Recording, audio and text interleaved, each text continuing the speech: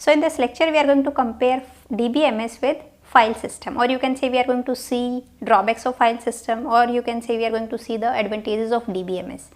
So you can write down the points, whatever points I will discuss in this lecture in answer of 3 type of questions, right. In the previous video I have already discussed some fundamentals of DBMS, like what is data, what is information, what is database, what is DBMS, what is purpose of DBMS, means why we need DBMS, and some advantages and drawbacks we will discuss in this lecture. In the previous video I have also discussed some applications of DBMS, right. So now first point is, first of all, what is file system? See, if you are using a computer, then you are definitely using a file system. File system comes with your operating system, and we don't even know that we are using that file system and how it works, but we are using file systems, right. It is what? It is going to manage the file or the data we are going to store. See, in the system how we are going to store the data, maybe we have some drives, C, D or E drives, or there we have folders and we have subfolders, and there we are going to store our files, or some maybe notepad file, wordpad file, excel file, something like this, right. So this is what the management of this data is, what the role of file system only. We are going to store the data using file system only, right. DBMS is also used to manage the data, and file system is also used to manage the data. Now what is the difference between these two?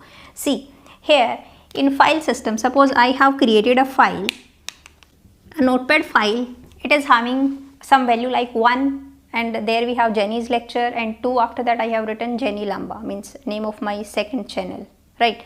Now how you are going to store this file into your hard drive, into your hard disk? Between hard disk and this file we have first of all file system. This file, it is the responsibility of file system to save this file, to manage this file. So it is, you can say, interface type of thing between hard drive or your hard disk and you, right. So now we are using file system and we don't even know, right. If you don't use, if file system is not there in your operating system, then the complete data would be it's only one data at one place, and it is very difficult to manage that data, to search something or to access that data, right. It's because of the file system only we are able to partition our drives, we are able to create the folders, or you can say directories, subfolders and files, right, so that we can manage our data to somewhat, right. But we can manage the data, a short amount of data. When it comes to a large or huge amount of data, then file system is not a good idea to use. There we will use DBMS. Now suppose if you have installed a software or DBMS on your system, like maybe you can say MySQL or SQL Server, Oracle 9G or 10G, or you can say DB2, many types of DBMS softwares are available, right. Now suppose I have MySQL. Now here suppose I have created one table, and there I have stored one. Now this is the table. Basically we are talking about RDBMS, that is Relational Database Management System. There we are going to store the data in the form of relations or tables, and every table is having relationship among them, right. Now I have created using some, how you are going to create it? Obviously we will use what? SQL, that is structured query language. We are going to write down the queries in SQL and to access this database, or to perform some operations on the database like insertion, deletion, manipulation, all type of operations, right. For that we are going to use SQL language, structured query language. Now this table is also going to be stored in obviously hard disk. Now there also we have file system. It's not like that we have removed this file system from here. Obviously we have file system on our PC, right. But now for managing this data, for managing our database, we are using DBMS, and here for managing our database we are using file system.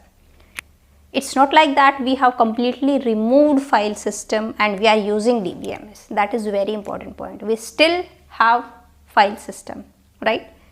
First of all, this obviously we have DBMS, this is MySQL, right. There I am going to create a table, and that will go to file system, and that after that it will be stored in hard disk, right. But only difference is what? Here for managing the data I am using DBMS, but here for managing the data simple file system is responsible, right? Now why we have switched from here to here? Why we are using DBMS for managing the data? Obviously the file system cannot manage the data efficiently, right? If small amount of data is there, in the last video I have taken an example that I have 10 friends and I want to store the phone number, age and address of only 10 friends, then obviously no need to install a DBMS. Only we can make a notepad file, there I can store name of 10 friends, their phone number, their age and their address, and I can store. If I want to access, then simply I can access that. If I want to search something, then obviously the data is very small, so I can easily search.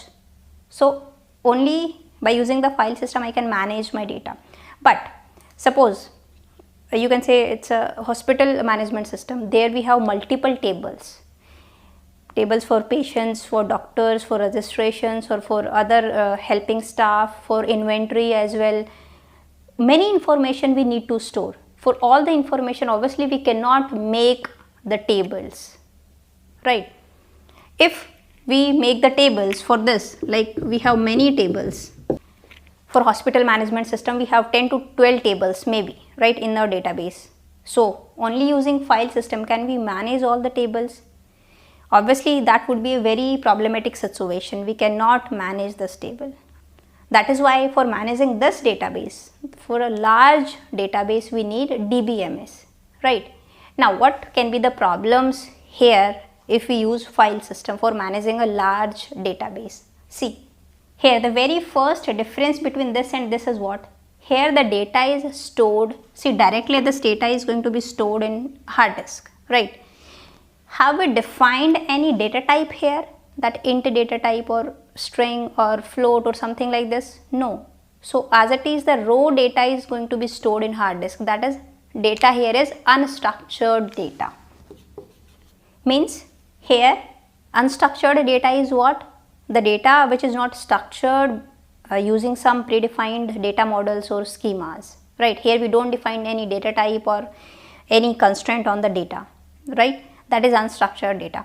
Unstructured data may be in the form of text or it may be non-textual. It may be audio, it may be video, YouTube videos, or you can say unstructured data may be collected from social media, that is data from Facebook or data from Twitter or from LinkedIn, or maybe through that chat, WhatsApp data, or you can say that Instagram data. That is what unstructured data, right? We don't have any proper definition or predefined structure of that data, right? And now in today's world 80% of data is unstructured data, right? But now in this case, see here when you are going to create this table, then you will have to define the name of the table, the data type. Here we have integer, here we have maybe string, or maybe in another column you can say float or the name of the columns and something like this. Now if the data type is integer, then here you cannot store, suppose I am going to store a here, then that will give error. So here the data is predefined. We are going to define the structure, we are going to structure the data in a proper way. So here we are dealing with structured data. This is the very first and basic difference between this and this. And obviously if the data is structured in a proper way, then searching would be very easy on a structured data rather than unstructured data. And in today's world we are dealing with unstructured data, means 80% of the data is unstructured data, right? So where it is going to be used in data mining, right? How we will use this unstructured data in data mining? We will use some mining tools and we will extract some patterns. Like for example, when you go for shopping in a mall, then you always noticed, I guess you have noticed that in one shelf, if bread is there, then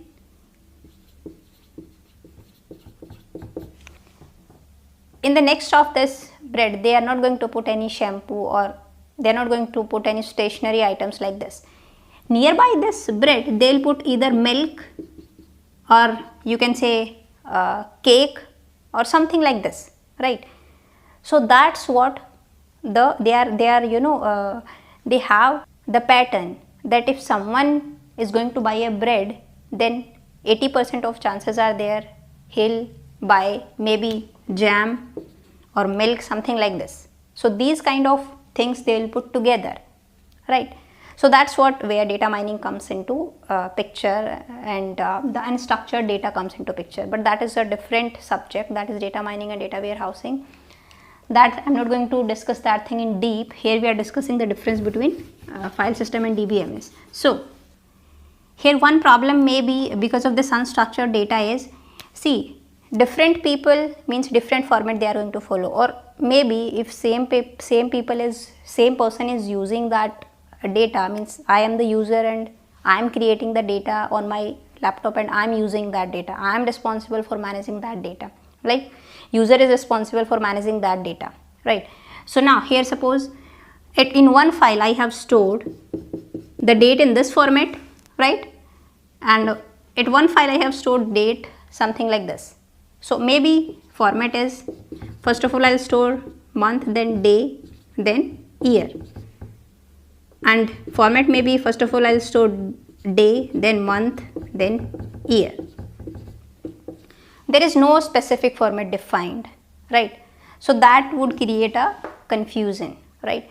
Maybe here we have more than one table, means 5-10 tables. There I can store in one file I can store in this format, in another file I can store in this format, then that would be problematic situation, right? Now next point may be, see, if I want to access this file, I have stored this file somewhere, I want to access this file. Obviously I can access the file here using any programming language. You can write down a C program, you can write a program in C++ or Java, something like this, and you can access this file, right? But for this, the problem is you need to know the location of this file, in which drive, in which folder this file is stored. After that only you can access this file, right? So here you need to know the file location, right? So now it's fine if I am the only user and I am accessing the data on my laptop, so I know where the data is. But if more than one user is accessing the same data, means nowadays we are using what, that client server architecture, right? Here something like this, the data is stored on the server here and many users are there, or you can say clients are there all over the world who are using this, who are accessing this database, right, which is on server. Now obviously I don't know where the data is, because data may be present at remote location. Fine, like this only, I don't know where my YouTube videos are stored, I don't know the location. You don't know the location. If you want to search something, you simply write down the name, means the topic name, and you will get the information. You don't need to know that where that data is present, in which server.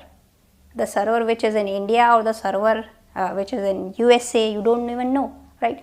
So that is the beauty of DBMS. You don't need to know the location of that data to access that data, right? So that is the second difference. Now here third point is what?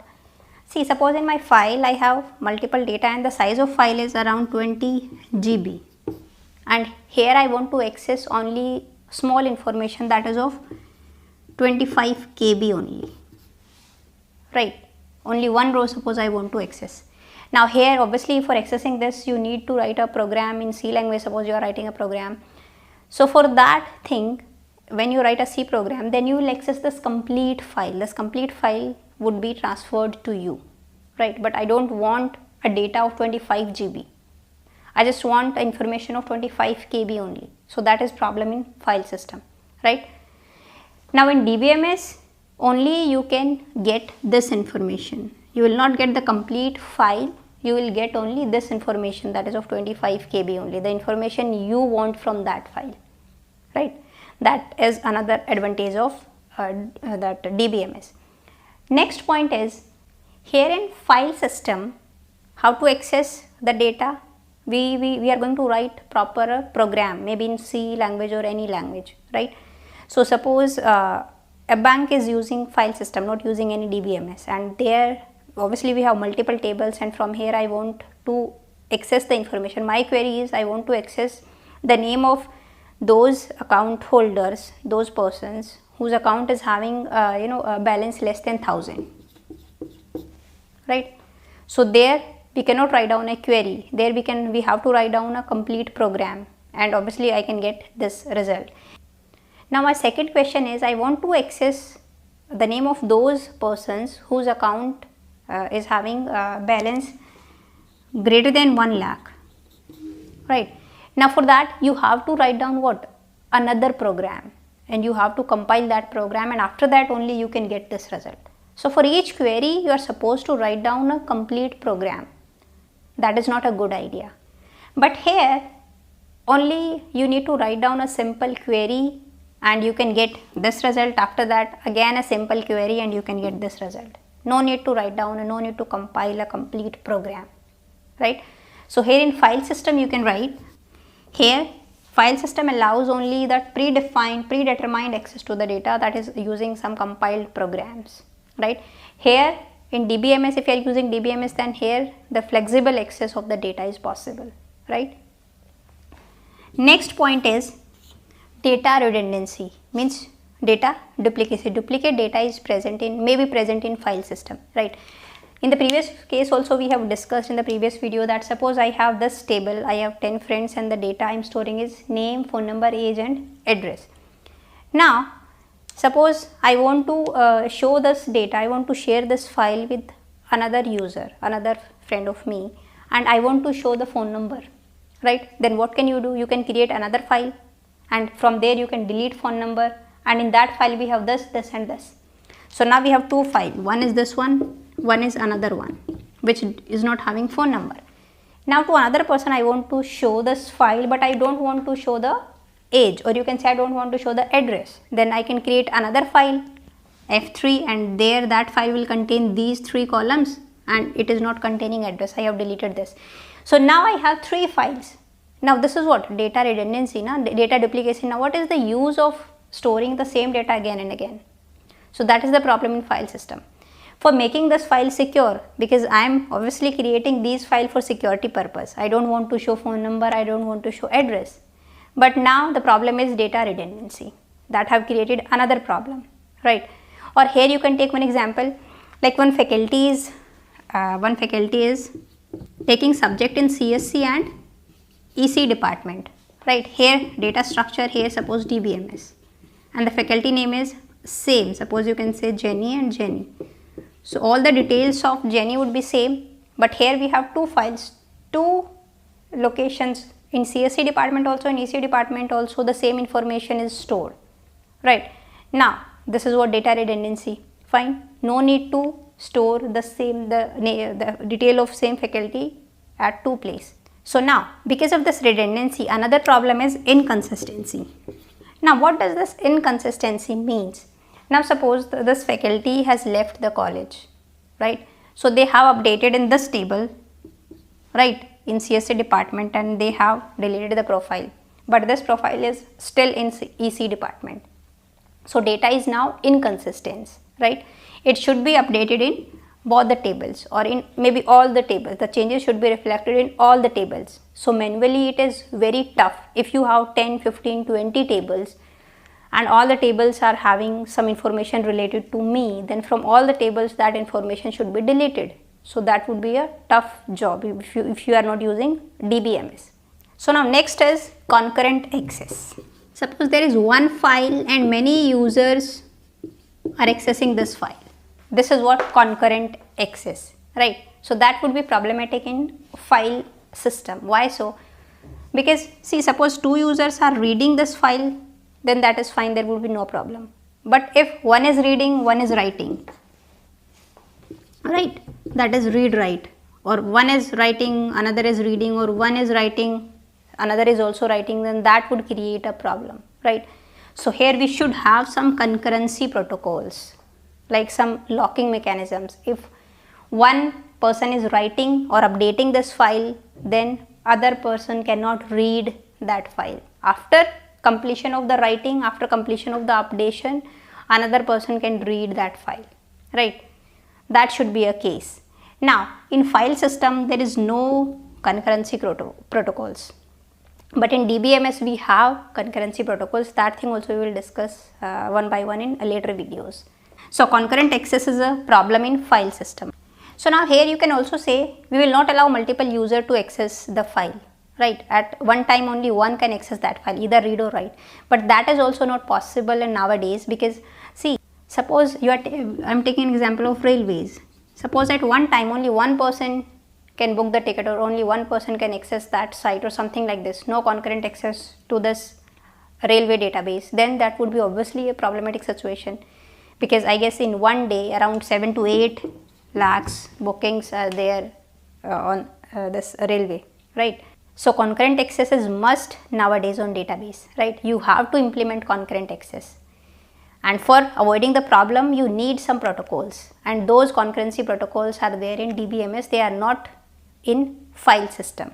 Next point may be integrity. See, on DBMS, on the data I can I can add integrity constraints, like what?